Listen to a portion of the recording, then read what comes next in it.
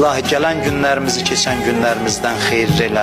İlahi günahkar gözlərimizi qiyamətin günündə cəhənnəm odunda yandırma. İlahi günahkar bədənlərimizi cəhənnəm odunda yandırma. İlahi bizi bağışlamamış bugün öz dərgahından əli boş naumid yola salma.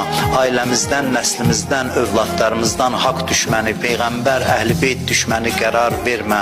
İlahi dünyada onların ziyarətindən, qiyamətdə şəfaətlərindən bizi binəsib eləmə. İlahi Azərbaycanımızın bayrağını dünyanın hər yerində uca elə. Xalqımızı, millətimizi, dövlətimizi hifz elə.